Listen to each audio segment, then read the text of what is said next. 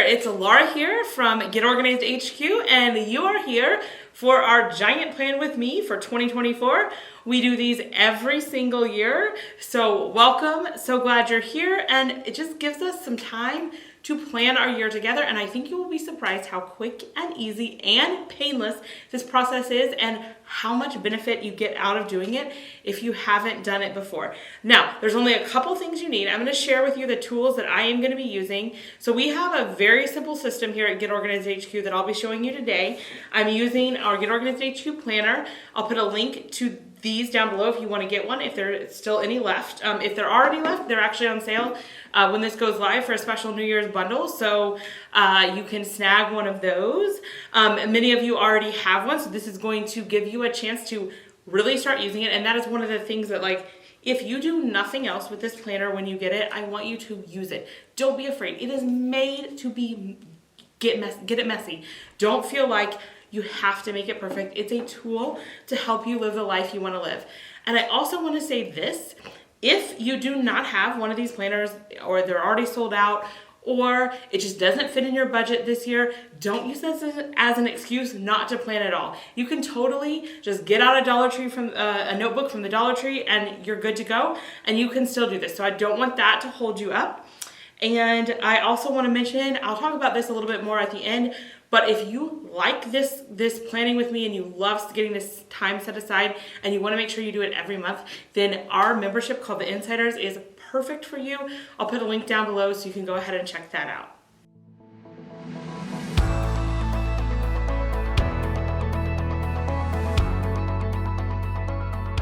All right, so let's go ahead and dive in. So get out your planner or whatever tool you're using. I'm gonna go ahead and open this one up. I wanna point out, if you have our planner, that there's a pocket here. I know it's the same color, so it's kind of hard to see. I think it's perfect for our mini notebooks. That's what I keep in there. Or we also have stickers that fit perfectly in here that go with your planner. And there's also one in the back. And then of course, if you haven't, write who this planner belongs to. The next page is just kind of a note from me. And then we get into the About Me and the Life Update. Now, I'm not actually gonna fill this out completely with you because it would take a while and I don't want you to have to watch me. And this is actually a pretty easy page. And the reason I like starting with this page is because of how easy it is. And I think just starting with something easy, kind of get your creative juices flowing, get yourself writing. You know, it starts with your name. Okay, like, that's easy, right? Your personality, your job, your favorite hobby, favorite places to shop. We ask you your top 3 talents, who you're closest to, and then these are my personal favorite, what you like to do, and you can do check boxes. So for me, that makes it a little bit easier. I'm not thinking just from nothing, so I can check the things that I like to do. And then there's some space for some extras to write that in for yourself.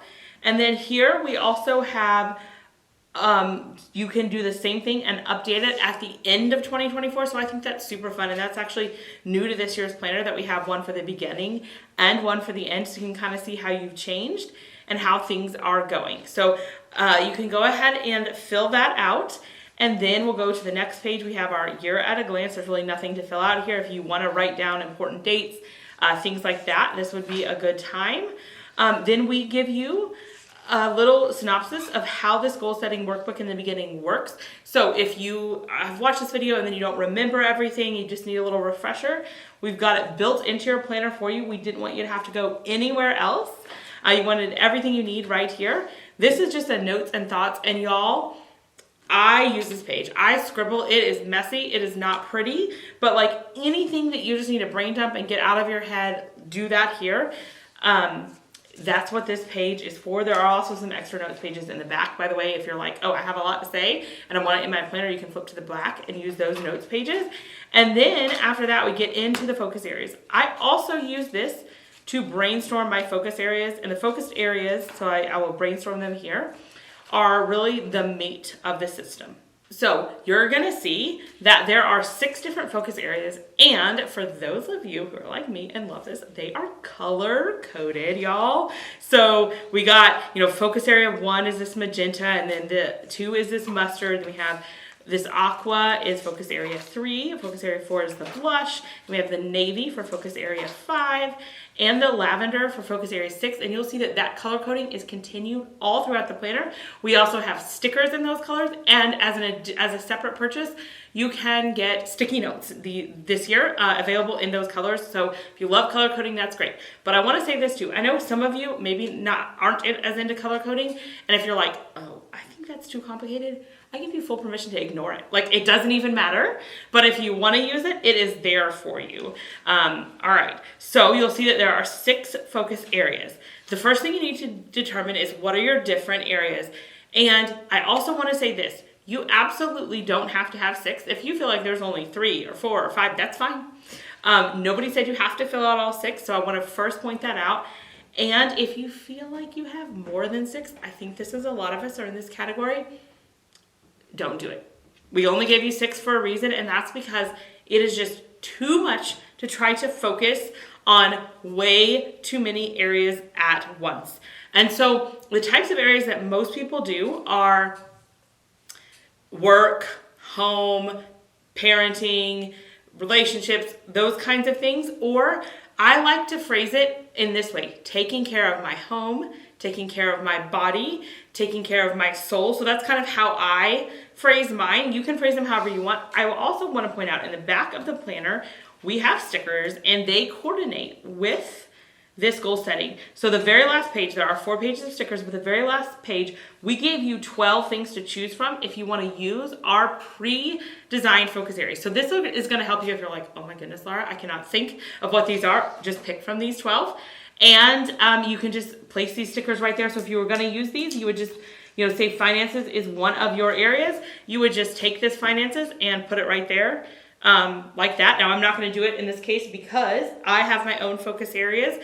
And I'm going to go ahead and fill those out right now. And if you have done this in years past, I want to point out that you can use the same focus areas. If you liked them, I have now found some that I've used for 4 years. And I use these year after year, so you don't have to reinvent the wheel. Okay, now that you have all of your focus areas selected, we're gonna dive in and just focus on one at a time. So right now I'm focusing on area 1, and for me, that is my work. And these are in no particular order, they're just whatever order I decided to write them in. All right, so the first thing you're gonna do, and this is pretty easy, and one of my favorite parts, these numbers down here are for you to give yourself an overall rating on how you think you are doing in that particular area right now. And that's really fun to look back at. And you'll see when we get to our monthly action plans, they're gonna be able to rate yourself every month. And I just love looking back and seeing like how I think I'm doing. And okay, don't overthink this. So if you're a fellow overthinker, it's not for overthinking. Just whatever comes to mind first is fine. Nobody is grading you. Nobody's gonna argue with you and be like, you put a 9. I think you might actually be an 8. So do not overthink it. And for this one, I'm actually gonna circle, this is one of the only times I've circled 10 because I actually am very happy with how I've done overall the past year and how I'm doing right now. Like, I don't actually want to change much. So yeah, that's a 10. Some of them for me, honestly, are 1s and 2s. Like, I've had that too. So it's just whatever you think, how you're doing right now in that area. And for this, I kind of do look back over the past year. So how did I do in 2023 overall? And this one I would give a 10. All right, then these questions are supposed to not be too hard to get you thinking about that area and help you decide what it is that you want to work on in the coming year. And you can also refresh these, ever so often if you want to. So we're going to do what made me happy. So I'm thinking specifically in this area, in my case of work, what made me happy. And I'm going to write that down. I do lists. I do not do full sentences and paragraphs because I find that annoying. So I'm just going to list what made me happy. So for what made me happy, I hired someone new this year that I'm super excited about. We met our stretch goal for the summit, which I think is the first time in my business that we've met one of our huge stretch goals. So that was super amazing. I've been getting myself more and more out of the day-to-day doing, which was one of the big goals for this year. And I made a ton of progress in that. I've also made a lot of progress in business number 2, completely separate business that'll actually be unveiled to the public on today, actually, when you're watching this, January 1st, if you watch it when it comes out. So those are all things that have made me really happy this year.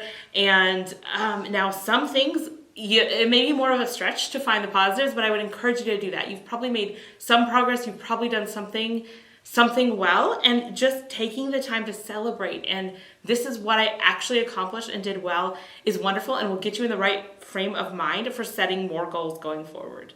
All right, next up is the what made me sad. So think about the things that you maybe didn't meet your goals, even things that frustrated you, even if they were outside of your control, that's still fair game. Just think about the things that you're not thrilled about in that area. So just as an example to get your thoughts flowing, what made me sad in the area of work personally was not being able to show up as much as I wanted to film as many videos as I wanted, both pre-recorded, live, and also not showing up very often, like just on social media myself personally, mostly due to my chronic illness, just made that really, really difficult. So that made me sad for a myriad of reasons. Like I wanted to show up more, and it was really frustrating when it feels like something outside of my control is making that really hard for me. Not getting to go to CEO week that happened in the summer just because I couldn't, swing another week of travel. Some lack of fruit on some of the things that I've worked pretty hard on, and it feels like, I've been working hard, I've been improving, and we haven't really seen the results. And this is true in a lot of life, I think. So that has made me kind of sad and frustrated. All right, so now we know what's made us happy and what's made us sad in that particular area. And this is really the meat of it. I'm going to write things to improve. So this is really a brain dump of anything I want to work on and accomplish, possibly in 2024, but not necessarily. So this is what I think is different about this system and a lot of systems. When I write something in this things to improve, this means I'm trying to get it out of my head. Like I need to work on this. I need to be better about, responding to people. I need to be better about showing up on social media. I need to do all of these things. I'm not saying when I write them here that I'm definitely going to do that thing in 2024. Once I see all the areas that I'd like to improve on, then we're going to kind of, maybe you might say, triage it. And I'm going to pick which ones I think I want to work on in 2024. And even then, I'm not saying when. And I'm going to cross out some of them, realizing that that's just unrealistic ever or unrealistic in 2024. So this is not the time to kind of edit yourself. This is the time to feel like, okay, I got everything out of my head. It's protected here, so you're not carrying it around with you, because that's one of the biggest things I think that causes stress, is if we're feeling like we have to carry all of these things in our head, or if we feel like there's things we need to improve on, but we haven't actually addressed them. Once you say, okay, this is an area I'd like to improve on, but I can see right now that 2024 is not the right time, you can let that thing go and stop worrying about it and stop feeling guilty about it. So that's why this is the time to just free write all the things you want to improve in that area. All right, so if you want some examples from me, and again, these are very particular to me. Yours would probably be very different because you're not running my business. Your work may be very different. Maybe you're a 9-to-5. Maybe you are a full-time homemaker, and so your work is that. Whatever it is, it's going to look different. For me, I want to make a lot of progress on my new business. That's going to be, launching. When you watch this, Get Profitable HQ. I want to get my own ad system going and hire a contractor to help me manage that. I would like to continue with getting internally more organized and getting more SOPs and operating procedures and things like that going. I want to be able to go to CEO week this year. I want to get more and more out of the day-to-day, as I have been doing. I want to pursue my third business, which is property investing, a little bit, and I want to hire kind of my last big rock in getting out of the day-to-day is hire some people to create more video content for me, especially B-roll. So that is like my goals, my things that I want to improve. And again, like some of these are not going to happen. I'll tell you that right now, but this is like what everything that's on my mind that I need to get out of my head. All right, then I love this question. This is probably my favorite question in this planner, okay? And it says, if I could only improve one thing in this area by the end of 2024, what would I want it to be? So for this one, you made this whole list of things to improve, right? And it's probably more than one thing for most of us. Also, if you need more space, it's fine. Go back to the notes at the end and keep going. I don't want you to feel like there's anything left in your head. All right, so imagine it is the end of 24. It is now December. You're putting away the Christmas stuff. We're getting to the end of the year, and the year was crazy. You only managed to accomplish one thing in this area. what would you want that to be? Now, it's not saying that we absolutely can only accomplish one, but that's really going to help you to prioritize. So now I'm looking through this and I'm like, okay, if I only got to do one of these things, which would I want it to be? And this can be hard, folks. I mean, I'm telling you, like, I kind of have two of them on here that I'm like, ugh, I really want these two. And I'm even going to like number them here. Like this one is number 1 for me and this one is number 2. So now in my head, I know these are the most important things. And I'm going to write that the number 1 thing, if we ended 2024 and I only got to do one, I would want to make a lot of progress on my new business, Get Profitable HQ.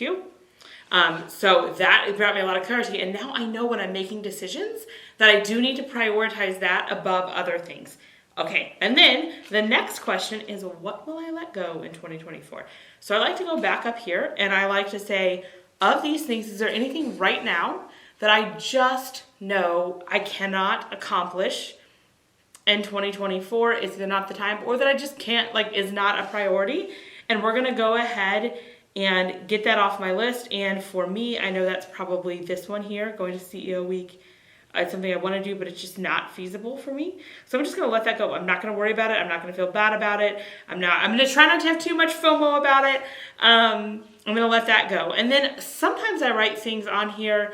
Another thing, this is like a more intangible, but guilt around times that, and this I would probably write, probably for every single one, around times that my chronic illness gets in the way of what I want to do. And honestly, it gets in the way because those of you who have a chronic illness know that it doesn't really care what you have on your agenda or what your priorities are. It just does its thing. So there's always guilt, frustration around that. And so in every area, I just want to let go of that frustration. There's nothing I can do about it. And just feeling bad about how I didn't get XYZ done isn't going to help anything. So these are a couple things that I want to let go. So think about what is it that you want to let go that you're just going to let yourself off the hook for. All right, and then this next page here is where we take all of these thoughts and we make them really easy and tangible. And what I will say is by doing this work up front, by taking this hour-ish, I think if I was doing this by myself, that's about how long it would take me to do all of this. It's going to make your monthly action plans so easy. And I will tell you, every single time I do a monthly plan with me and the insiders, where we go through this together, we make our monthly action plans, because we've done this so well, I'm always shocked at how little time it takes. Like sometimes I'm like, oh my goodness, I'm already done. I feel like I need to keep talking because this video is only 8 minutes. Like literally it's that easy because you have done all of this. So you will thank yourself. So what I want to do is I want to take each of these things that I think I might want to do. And again, when I write the goal here, it does not mean that I'm saying I am really definitely going to do this in 2024. It means these are the things that I would like to consider doing next this year. So I'm going to go ahead and write these things.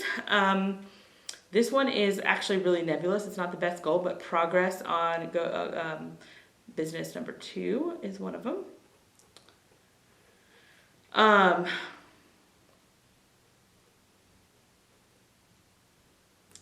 Set up ads system and hire contractor. So, and then I want to consistently run ads.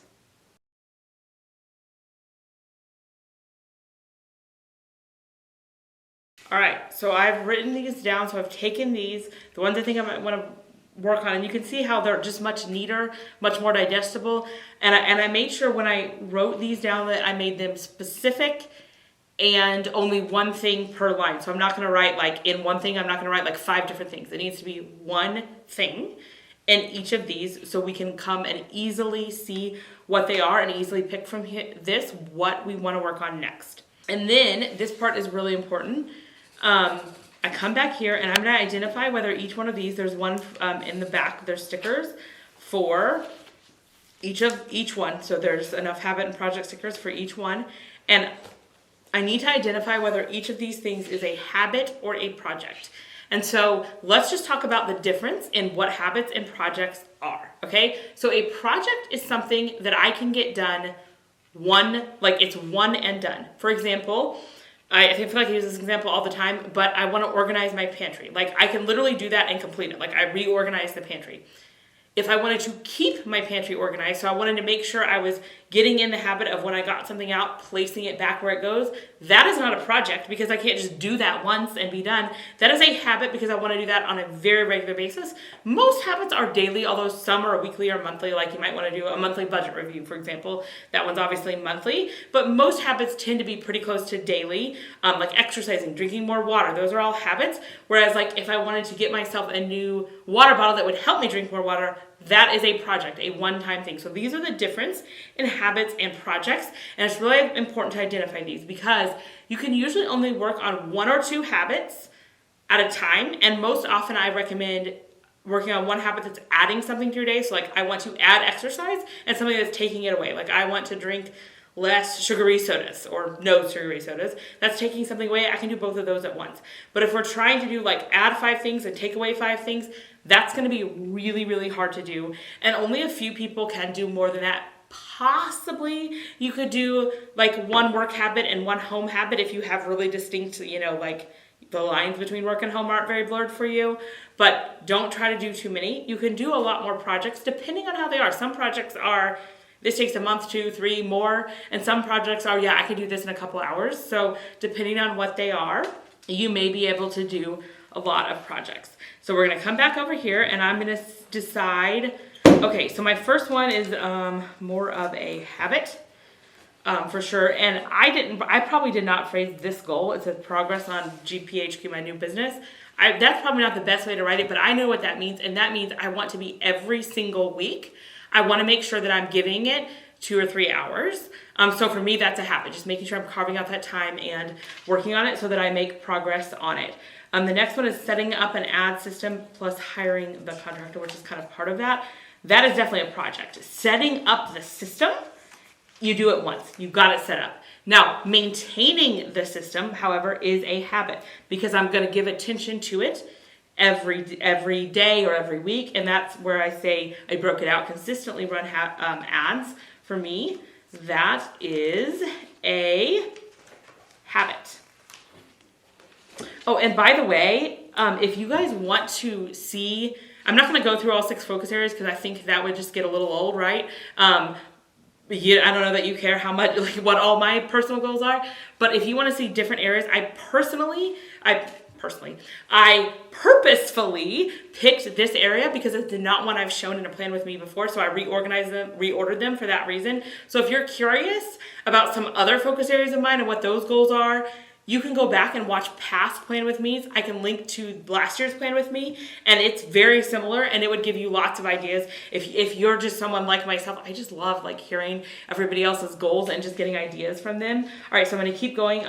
Regularly making standard operating procedures. That's a habit we wanna get into, that every time we do something, we turn it into a procedure. And if you guys are in like business organization, you'll totally know what I'm talking about.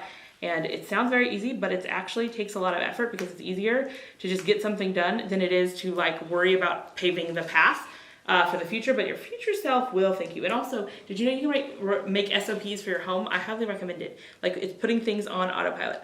All right, and then we have hiring someone for video content. That's a one and done. Like I'm gonna do that once, they'll be hired. So that is a project. And then the last one for me is doing a daily story post. And for me, I want to do it when my Be Real comes up, which I don't know if you're familiar with that. It's an app, comes up once a day. And I think that would be doable for me. Even if I'm not feeling well that day, I can probably at least manage to do one story. And they don't even have to be with my face. I could do other types because I just want to show up there. So that's a habit. And so now I am done with focus area 1.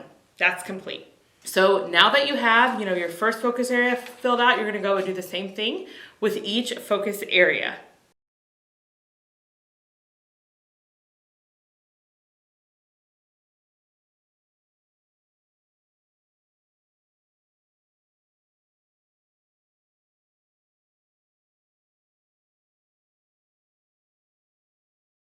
All right, so far I have filled out 2 of my areas. I would go ahead and do all of them. I'm not gonna do them all here with you, but we're gonna go ahead and move on to our action plan.